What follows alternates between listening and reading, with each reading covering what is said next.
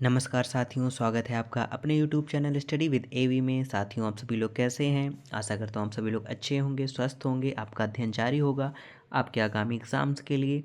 साथियों, आज हम इस वीडियो में हिंदी भाषा, व्याकरण एवं हिंदी मनोविज्ञान के 30 अति महत्वपूर्ण प्रश्नों का अभ्यास करेंगे जो आपके आगामी सीटेट एग्ज़ाम्स के लिए जो आपका 8 फरवरी को होना है। साथियों, उसमें आपके लिए बहुत हेल्पफुल होंगे।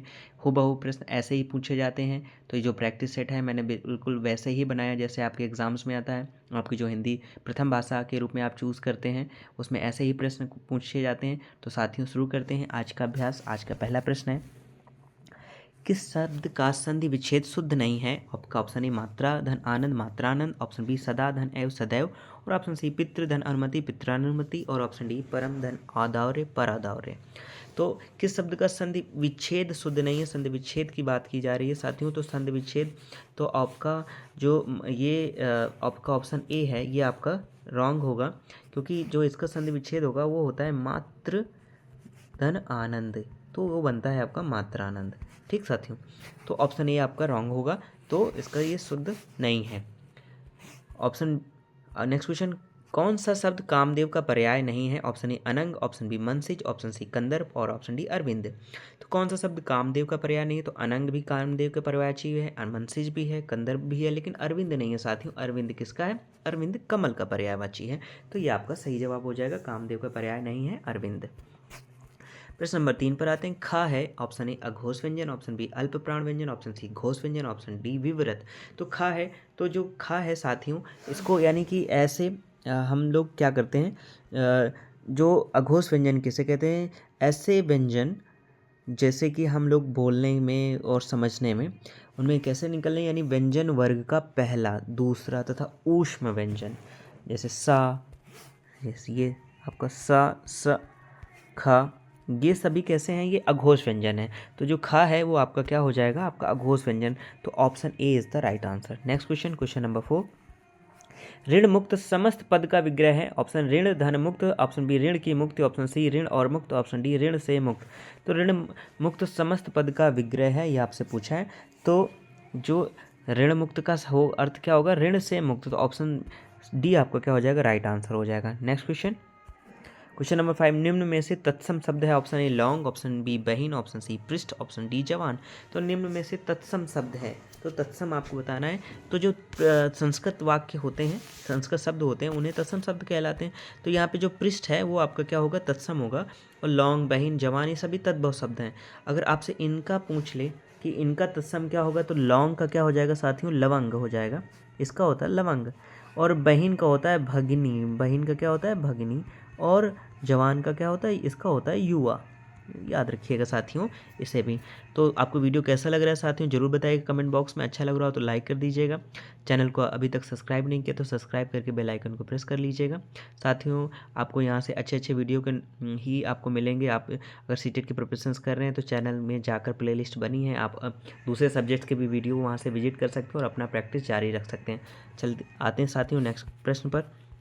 प्रश्न नंबर 6, बहुब्रीहि समास का उदाहरण नहीं है। ऑप्शन ए पंसेरी, ऑप्शन बी शेर सिंह, ऑप्शन सी कुसुमायुध, ऑप्शन डी दीर्घ भाव। तो बहुब्रीहि समास का उदाहरण नहीं है। तो बहुब्रीहि समास साथियों कहते हैं किसे? तो जिस समास में दोनों पदों के माध्यम से एक विशिष्ट अर्थ का बोध हो वहाँ बहुब्रीहि समास होता है। जैसे लंबोदर आपको कहा जाए, लंबा उदर है जिसका, अर्थात गणेश जी। तो पंसेरी और कुसुमायुध, दीर्घ भाव, ये तो सभी बहुब्रीहि हैं। लेकिन जो शेर सिंह है ये किसी भी नाम है, तो ये नहीं होगा आपका बहुब्रीहि समास। तो ऑप्शन बी आपका क्या हो जाएगा? सही जवाब हो जाएगा। नेक्स्ट प्रश्न पर आते हैं। प्रश्न नंबर 7, निम्न में से अकर्मक क्रिया बताइए। तो अकर्मक क्रिया क्या होती है साथियों? ऐसी क्रियाएं जो इनको प्रेजेंट प्रदर्शित करने के लिए कर्म की आवश्यकता ना पड़े। और अगर मोटे तौर पर अगर आप समझें तो अगर आपसे कोई भी वाक्य कहा जाए और उसमें अगर क्या कोई प्रश्न बन जाए, जैसे पढ़ना क्या पढ़ा, लेना क्या लिया, खाना क्या खाया, रोना क्या रोया, ये तो नहीं पूछेंगे ना। तो यानी इसमें क्या नहीं बन रहा, यानी कि इसमें यानी ये अकर्मक क्रिया है। तो ऑप्शन डी क्या हो जाएगा? आपका राइट आंसर हो जाएगा। निम्न में से अकर्मक क्रिया क्या हो जाएगा? रोना या कर्मक क्रिया। इसको प्रदर्शित करने के लिए कर्म की आवश्यकता नहीं पड़ती है।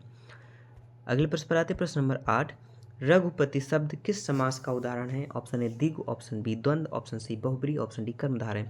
तो रघुपति शब्द किस समास का उदाहरण है साथियों? तो रघुपति हम किसे कहते हैं? रघुपति राघव राजा राम यानी श्री राम जी को कहते हैं। तो यानी कि रघुपति अर्थात श्री राम, अतः यह शब्द बहुब्रीहि समास का उदाहरण है। तो ऑप्शन सी क्या हो जाएगा, राइट आंसर हो जाएगा। नेक्स्ट क्वेश्चन, क्वेश्चन नंबर 9, संस्कृति की दूसरी मंजिल है। ऑप्शन ए चिरंतन मूल्यों का संरक्षक, ऑप्शन बी संगीत कला आदि का संरक्षक, ऑप्शन सी परंपरा और रूढ़ि का आश्रय स्थल, ऑप्शन डी उपरोक्त सभी। तो संस्कृति की दूसरी मंजिल क्या है साथियों, यानी चिरंतन मूल्यों का संरक्षक, संगीत कला आदि का संरक्षक और परंपरा और रूढ़ि का आश्रय स्थल। तो ये सभी ऑप्शन सही होंगे, तो ऑप्शन डी क्या हो जाएगा, इसका राइट आंसर हो जाएगा। अगले प्रश्न पर आते, प्रश्न नंबर 10, निम्न में से कौन सा वारिद का पर्यायवाची शब्द नहीं है। ऑप्शन ए मेघ, ऑप्शन बी पयोद, ऑप्शन सी घन और ऑप्शन डी अंबुज। तो निम्न में से कौन सा वारिद का पर्यायवाची शब्द नहीं है। तो मेघ भी है, पयोद भी है, घन भी है, अंबुज, लेकिन अंबुज नहीं है साथियों, अंबुज कहते हैं कमल को। तो जिसमें और इस ऐसे भी याद रखिएगा, अंबुज, अम्बुद, अगर अम्बुद कहते थे दा लग जाता तो वो बादल का हो जाए, लेकिन अगर जा अगर लग जाता है जलज, ठीक है, इस तरह से, तो ये अब क्या हो जाते हैं, कमल के पर्यायवाची हो जाते हैं। नीरज, पंकज, ठीक है, जैसे अंबुज, ये सब ये किसकी, कमल की पर्यायवाची हैं। और उसमें लास्ट में अम्बुद, ठीक है, पंकज ये लग जाए तो वो बादल के हो जाते हैं। तो यहाँ पे ऑप्शन डी क्या हो जाएगा, ये वारिद का पर्यायवाची शब्द नहीं है। अगले प्रश्न पर आते हैं, प्रश्न नंबर 11, यण संधि का उदाहरण है। ऑप्शन ए स्वल्प, ऑप्शन बी स्वच्छ, ऑप्शन सी स्वागत, ऑप्शन डी स्वांग। तो यण संधि का साथियों क्या उदाहरण है, तो यहाँ पे जो स्वांग होगा ये यण संधि में आता है। तो ऑप्शन डी क्या हो जाएगा, आपका सही जवाब हो जाएगा स्वांग। अगले प्रश्न पर आते, प्रश्न नंबर 12, किस शब्द में विसर्ग संधि नहीं है। ऑप्शन ए अनुस्वार, ऑप्शन बी मनोनुकूल, ऑप्शन सी मनस्ताप, ऑप्शन डी पयोद। तो आपको बताना है साथियों कि किस शब्द में विसर्ग संधि नहीं है। तो अनुस्वार में भी है, मनोनुकूल में भी है, मनःनुकूल, मनस्ताप ऐसे पढ़ते हैं, लेकिन पयोद में विसर्ग संधि नहीं होगी, इसमें बीच में विसर्ग नहीं आएगा। तो आपका ऑप्शन डी क्या हो जाएगा, राइट आंसर हो जाएगा पयोद, ये विसर्ग संधि का उदाहरण नहीं है।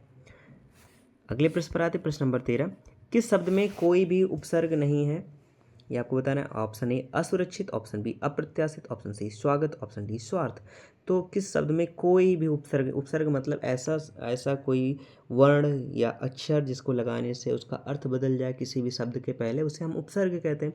तो किस शब्द में कोई भी उपसर्ग नहीं है, ये आपको बताना है। तो असुरक्षित में तो है आ, अप्रत्याशित में भी आ है, ठीक है, और लेकिन जो आपका स्वागत में भी स्वा है, आगत, स्वाधन आगत, ठीक है, और स्वार्थ में लेकिन नहीं है। तो ये आपका क्या है, इसमें कोई भी उपसर्ग का प्रयोग नहीं हुआ। तो ऑप्शन डी आपका राइट आंसर हो जाएगा। प्रश्न नंबर 14, अधि उपसर्ग से बना शब्द नहीं है, यानी अधि किसके पहले अगर जोड़ने से वो शब्द बन गया है, वो नहीं है इसमें से आपको, यानी ऑप्शन ए अध्यापक, अधिधन व्यापक, अध्यापक अध्ययन जो करने वाला हो, ऑप्शन बी अध्यवसाय और ऑप्शन सी अधीर, ऑप्शन डी अध्यादेश। तो ए में भी है, बी में भी है, डी में, लेकिन जो सी में है उसमें अधि उपसर्ग नहीं है, ये इसका सही जवाब हो जाएगा। Option C is the right answer, ठीक है। जो अधीर बनता है वो आ धन धीर से बना है, उसमें आ उपसर्ग है ना कि अधि, ठीक है। अगले प्रश्न पर आते, प्रश्न नंबर 15, निरपराध में प्रयुक्त उपसर्ग है। ऑप्शन ए नी, ऑप्शन बी ने, ऑप्शन सी निर और ऑप्शन डी इनमें से कोई नहीं। तो निरपराध में उपर्युक्त उपसर्ग तो आपसे बहुत आसान है, यानी निर उपसर्ग है इसमें, तो option C is the right answer निर। प्रश्न नंबर 16, शब्द के सही रूप का चयन कीजिए। ऑप्शन ए तृष्णा, ऑप्शन बी तृष्णा, ऑप्शन सी तृष्ण, ऑप्शन डी तृष्णा। तो शब्द के सही रूप का चयन करना है, तो इसमें आपको सही शब्द पहचानना है, इसमें से कौन सा है, जो तृष्णा है, ऑप्शन डी, ये आपका क्या है, सही जवाब। तो साथियों आपको वीडियो कैसा लगा, आपको प्रैक्टिस सेट कैसा लगा, जरूर कमेंट बॉक्स में बताइएगा। अच्छा लगा हो तो लाइक कर दीजिएगा, और अगर अभी तक चैनल को सब्सक्राइब नहीं किया तो सब्सक्राइब कर लीजिएगा। सब्सक्राइब करने के साथ साथ बेल आइकन को प्रेस कर लीजिएगा, और अपने दोस्तों के साथ जो आपके साथी भी सीटेट की प्रिपरेशंस करते हैं उनके साथ भी शेयर कर लीजिएगा। साथियों लाइक करने से मोटिवेशन मिलता है कि हाँ इतने लोगों को पसंद आ रहा है, मुझे भी मोटिवेशन मिलता है कि हाँ मैं और भी वीडियो बनाऊँ आप लोगों के लिए, ताकि आपको एग्ज़ाम्स में हेल्पफुल हो सकें। साथियों चैनल में जाकर आप प्लेलिस्ट पड़ी है, वहाँ पे आप जाके सारे सब्जेक्ट के वीडियो देख सकते हैं, आपको बहुत ही हेल्पफुल होंगे वो सभी। आते हैं साथियों नेक्स्ट क्वेश्चन पर, क्वेश्चन नंबर 17, कवि का स्त्रीलिंग रूप होगा। ऑप्शन ए कवित्री, ऑप्शन बी कवि, ऑप्शन सी कवित्री, ऑप्शन डी कवियत्री। तो कवि का स्त्रीलिंग रूप होगा, ये आपको पूछा है साथियों, बहुत एग्ज़ाम्स में पूछा जाता है, बहुत ज़्यादा, जिसमें हिंदी आती है हिंदी व्याकरण आता है उसमें ये तो 100% आना ही रहता है। 100 तो नहीं कर सकते लेकिन 95% ये ज़रूर पूछा जाता है। तो इसको याद कर लीजिए और इसको समझ लीजिए बिल्कुल से, ये आए तो आपसे गलती ज़रा सा भी ना हो। तो आपको बताना है, तो जो इसका सही होगा वो होगा आपका साथियों ऑप्शन सी। क्या होगा? राइट आंसर हो जाएगा। कवि का स्त्रीलिंग रूप हो जाएगा आपका कवयित्री। इसे याद रखिएगा। तो option C is the right answer. Next question, question number 18। Sanskrit के वे शब्द जो हिंदी में बिना किसी परिवर्तन के प्रचलित होते हैं कहलाते हैं, क्या कहलाते हैं? ऑप्शन ए संस्कृत, ऑप्शन बी तद्भव, ऑप्शन सी तत्सम और ऑप्शन डी देशज। तो संस्कृत के वे शब्द जो हिंदी में बिना किसी परिवर्तन के प्रचलित हैं वो क्या कहलाते हैं साथियों? तो उन्हें हम ऐसे शब्द जो मूल रूप से संस्कृत के होते हैं किंतु बिना परिवर्तन की अर्थात ज्यों के तो हिंदी भाषा में प्रयुक्त होने हम तत्सम कहते हैं। जैसे अग्नि, नग्न, अष्ट, कोकिल, ओष्ट, ये सब के क्या हैं? ये तत्सम रूप हैं। तो ऑप्शन सी क्या हो जाएगा आपका? राइट आंसर हो जाएगा। ऐसे शब्दों को हम तत्सम शब्द कहते हैं। ठीक है, अगले प्रश्न पर आते हैं।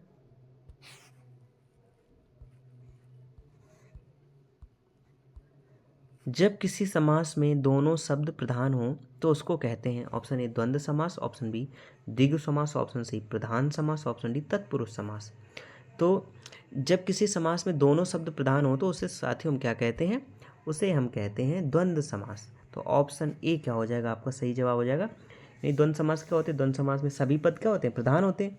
और इसमें 3 भेद होते हैं, इतरेतर द्वंद्व, सपाहार द्वंद्व और वैकल्पिक द्वंद्व। जैसे अन्न जल में दोनों पद अन्न और जल प्रधान है और पाप पुण्य में दोनों पद पाप और पुण्य प्रधान है। ठीक है, तो ये याद रखिएगा। तो ऑप्शन ए आपका क्या हो जाएगा? सही जवाब हो जाएगा द्वंद्व समास। अगले प्रश्न पर आते हैं। प्रश्न नंबर 20। शुद्ध शब्द है ऑप्शन ए। आपको इसमें बताना है कि कौन सा बिल्कुल शुद्ध शब्द है। उज्ज्वल हैं ये सभी, लेकिन इसमें शुद्ध रूप क्या है तो आपको पहचानना है साथियों। तो बताइए साथियों इसमें सही जवाब क्या होगा। तो हमेशा इसको भी साथियों याद रखिएगा, बहुत एग्जाम्स में भी बहुत पूछा जाता है। तो जो उज्ज्वल होता है वो इस तरह से लिखते हैं, उ आधा जा, 2 बार आधा जा लिखते हैं, वाह और ला। तो शुद्ध शब्द इसका ऑप्शन डी हो जाएगा। तो option D is the right answer. Next question, question number 21। निम्नलिखित में से कौन सा शब्द सूर्य का पर्यायवाची नहीं है? ऑप्शन ए दिनकर, ऑप्शन बी रवि, ऑप्शन सी अंशुमाली और ऑप्शन डी यामिनी। तो आपको बताना है, तो निम्न में से कौन सा शब्द सूर्य का पर्यायवाची नहीं है? तो दिनकर भी है साथियों, रवि भी है और जो आपका अंशुमाली है वो भी है। यामिनी, लेकिन यामिनी नहीं, यामिनी संध्या को कहते हैं। तो ऑप्शन डी क्या हो जाएगा? इसका सही जवाब हो जाएगा निम्न में से कौन सा शब्द सूर्य का पर्यायवाची नहीं है? तो option D is the right answer, Yamini. अगले प्रश्न पर आते, प्रश्न नंबर 22। मनोरथ का संधि विच्छेद होगा। ऑप्शन ए मनः धन रथ, ऑप्शन बी मन धन ओरथ, ऑप्शन सी मनो धन रथ और ऑप्शन डी मन धन रथ। तो मनोरथ का संधि विच्छेद होगा, आपको बताना है। तो इसका सही जवाब होगा मनः धन रथ, यानी option A is the right answer. ये होता है मनोरथ का सही संधि विच्छेद। अगले प्रश्न पर आते हैं, प्रश्न नंबर 23। विद्यार्थी उदाहरण है, ऑप्शन ए वृद्धि स्वर संधि का, ऑप्शन बी गुण स्वर संधि का और ऑप्शन सी व्यंजन संधि का और ऑप्शन डी दीर्घ स्वर संधि का। तो आपको बताना है विद्या धन अर्थी, विद्यार्थी यानी विद्यार्थी उदाहरण है, आपको बताना है। तो जो सजाती हर्स्व या दीर्घ स्वरों के मेल से उत्पन्न विकास जो होता है को दीर्घ स्वर संधि कहा जाता है। जैसे आ धन आ बड़ा हो जाता है, बड़ा आ धन आ बड़ा, छोटी धन ई बड़ी। तो यहाँ विद्यार्थी भी क्या विद्या और आ है उसके आखिरी में और अर्थी यानी कि बड़ा और छोटा। तो यानी कि कौन सी संधि हो जाएगी आपको? तो ये आपको बताना है। तो ये हो जाएगी दीर्घ स्वर संधि साथियों। ठीक है, यानी इसको आप अगर लिखेंगे तो ऐसे ही तो लिखेंगे, विद्या और धन अर्थी, यानी विद्या को अध्ययन करने वाला। तो इसमें आखिरी में बड़ा और इसमें छोटा, तो इसी का क्या हो जाता है? दीर्घ हो जाता है ना, बड़ा। तो यानी क्या हो जाएगी? दीर्घ स्वर संधि हो जाएगा। तो option D is the right answer. Next question, question number 24। दिग्भ्रम उदाहरण है, ऑप्शन ए विसर्ग संधि का, ऑप्शन बी अयाद स्वर संधि का, ऑप्शन सी व्यंजन संधि का, ऑप्शन डी यण स्वर संधि का। तो आपको बताना है, तो ये किसका है? तो दिग्भ्रम से बनता है, दिग्भ्रम। ठीक है, तो किससे बनता है साथियों? यानी दिक, जो आपका दिक और धन भ्रम, इससे बनता है। तो आपको बताना है, तो जाहिर सी बात है, तो कौन सी संधि हो जाएगी इसमें? तो स्वर एवं व्यंजन के मेल से। तो इसमें देखिए, इसमें स्वर पहले शब्द में आखिरी में इसके स्वर और इसमें क्या है, व्यंजन है। तो स्वर एवं व्यंजन के मेल से उत्पन्न विकार को क्या कहते हैं, व्यंजन कहते हैं। क्या कहते हैं, व्यंजन। तो इसमें कौन सी संधि होगी आपकी, व्यंजन संधि। तो option C is the right answer हो जाएगा। अगले प्रश्न पर 25, बिल्ली छत से कूद पड़ी कौन सा कारक है। ऑप्शन ए अधिकरण कारक, ऑप्शन बी कर्म कारक, ऑप्शन सी संप्रदान कारक, ऑप्शन डी अपादान कारक। तो बिल्ली छत से कूद पड़ी, तो साथियों आपको बताना है तो ये किस का उदाहरण था, यानी कि किसी छत से अलग हो रही ना, तो जिससे किसी वस्तु के पृथक होने का बोध हो, उसमें अपादान कारक होता है। तो बिल्ली छत से कूद पड़ी यानी छत से तो अब अलग अलग हो रही है, तो यानी अपादान कारक हो जाएगा। तो option D is the right answer हो जाएगा। प्रश्न नंबर 26, नीचे लिखे वाक्य के लिए एक शब्द बताइए जो युद्ध में स्थिर रहता है। ऑप्शन ए यशस्वी, ऑप्शन बी सत्याग्रही, ऑप्शन सी युधिष्ठिर, ऑप्शन डी अश्वारोह। तो नीचे लिखे वाक्य का सही शब्द आपको बताना जो युद्ध में स्थिर रहता है साथियों, तो उसे क्या कहते हैं, उसे हम लोग कहते हैं, बताइए साथियों क्या कहते हैं उसे, युधिष्ठिर कहते हैं। तो ऑप्शन सी क्या हो जाएगा, option C is the Dharmaraj यानी युधिष्ठिर। तो option C is the right answer. अगले प्रश्न पर आते हैं, प्रश्न नंबर 27, हिंदी भाषा में रूढ़िगत शिक्षण विधि में तो क्या करते हैं आपको बताना। ऑप्शन ए शिक्षक की भूमिका प्रमुख और छात्रों की भूमिका गौण बन जाती है। ऑप्शन बी छात्रों को विचारा अभिव्यक्ति की स्वतंत्रता नहीं मिल पाती। ऑप्शन सी छात्र पाठ में सहभागिता के अभाव के कारण निष्क्रिय अधिक हो जाते हैं। और ऑप्शन डी उपर्युक्त सभी। तो हिंदी भाषा में रूढ़िगत शिक्षण विधि में क्या होता है आपको बताना है। तो रूढ़िगत यहाँ पे पूछा है, तो क्या होता है, शिक्षक की भूमिका प्रमुख और छात्रों की भूमिका क्या होती है, गौण बन जाती है, यानी कि शिक्षक केंद्रित शिक्षा रहती है। तो option A is the right answer. प्रश्न नंबर 28, हिंदी शिक्षण की दृष्टि से निम्न में से कौन सी पद्धति छोटे बालकों के लिए उपयोगी है। ऑप्शन ए खेल पद्धति, ऑप्शन बी प्रोजेक्ट पद्धति, ऑप्शन सी डाल्टन पद्धति और ऑप्शन डी किंडरगार्टन पद्धति। तो हिंदी शिक्षण की दृष्टि से निम्न में से कौन सी पद्धति छोटे बालकों के लिए उपयोगी है साथियों बताइए। तो किंडरगार्टन पद्धति क्या है, सबसे अधिक उपयोगी है। तो option D is the right answer हो जाएगा। प्रश्न नंबर 29, गद्य की रूढ़िगत पठन विधि का दोष है, ये आपको बताना है। ऑप्शन ए छात्र की वाचन संबंधी अशुद्धियों को ठीक नहीं कराया जाता। ऑप्शन बी छात्र गद्यांश का अर्थ नहीं समझ पाते। ऑप्शन सी वाक्य प्रयोग मुहावरे पर्यायवाची शब्दों का अर्थ स्पष्ट नहीं कराया जाता। ऑप्शन डी उपयुक्त सभी। तो गद्य की रूढ़िगत पठन विधि का दोष क्या है, ये आपको बताना है। तो सभी होंगे साथियों, छात्र की वाचन संबंधी अशुद्धियों को ठीक नहीं कराया जाता, छात्र गद्यांश का अर्थ नहीं समझ पाते हैं और वाक्य प्रयोग मुहावरे पर्यायवाची शब्दों का अर्थ स्पष्ट नहीं कराया जाता। तो इस वजह से उनमें रूढ़िगत पठन विधि का दोष बना रहता है गद्य में। तो ये ऑप्शन डी जो हो जाएगा उपर्युक्त सभी, ये सही जवाब हो जाएगा। तो साथियों ज़रूर बताइएगा अपना स्कोर कितना रहा आपका, 30 में से आपने कितना यहाँ पे गेन किया, ज़रूर बताइएगा। और अगर वीडियो अच्छा लगा हो तो ये भी बताइएगा, आपको कोई सलाह देना हो वो भी बताइएगा। वीडियो अच्छा लगा हो तो लाइक कर दीजिएगा। अभी तक भी चैनल को अगर सब्सक्राइब नहीं किए हैं तो सब्सक्राइब करके बेल आइकन को प्रेस कर लीजिएगा, जिससे आपको समय समय पर सुबह शाम जो भी मैं वीडियो डालता हूँ आपके लिए, सुबह 7 बजे शाम को 5 बजे, वो आपको मिल सकें और आपका अध्ययन जारी रहे। साथियों ज़्यादा तो नहीं कहता, लेकिन आप मेरे सभी वीडियो अगर आप देखेंगे और प्रैक्टिस सेट अगर सॉल्व करेंगे तो आप देखिएगा आपका धीरे धीरे स्कोर गेन होता चला जाएगा और आपको 90 प्लस, तो 90 तो बहुत क्या, 100 प्लस भी आप स्कोर गेन करेंगे, ये मेरा विश्वास है। क्योंकि बूंद बूंद से ही घड़ा भरता है। प्रैक्टिस करते रहें, डेली अपनी किताबें पढ़ते रहें, यहाँ से प्रैक्टिस करते रहें। आपके पास ज़्यादा समय नहीं रहता, अगर आप ट्रैवल करते हैं, ट्रैवल करते समय सुन सकते हैं, खाते पीते उठते बैठते जॉगिंग करते समय। अगर आप बहुत ज़्यादा आपके पास टाइम नहीं रहता तो आप टाइम निकाल के इस तरह से आप वीडियो 1-2 बार देखेंगे तो आपको सारी चीज़ें याद हो जाएंगी। आते हैं आज के अंतिम प्रश्न पर, किस शिक्षण विधि में कल्पना शक्ति का विकास करने वाले मनोरंजन खेलों को स्थान दिया गया है। तो आपको बताना है वो कौन सी ऐसी शिक्षण विधि है जिसमें कल्पना शक्ति का विकास करने वाले मनोरंजन खेलों को स्थान दिया गया। ऑप्शन ए डाल्टन पद्धति, ऑप्शन बी मॉन्टेसरी पद्धति, ऑप्शन सी बाल उद्यान पद्धति और ऑप्शन डी प्रोजेक्ट पद्धति। तो किस शिक्षण विधि में कल्पना शक्ति का विकास करने वाले मनोरंजन खेलों का स्थान दिया गया है, तो वो साथियों हुए आपकी बाल उद्यान। ठीक है, बाल उद्यान पद्धति, जिसको किंडरगार्टन भी कहते हैं। तो option C is the right answer हो जाएगा। तो साथियों ये रहे आपके हिंदी भाषा और मनोविज्ञान के 30 अति महत्वपूर्ण प्रश्नों का अभ्यास किया हम लोगों ने आज। तो वीडियो के अंत तक बने रहने के लिए आप सभी लोगों का बहुत बहुत धन्यवाद।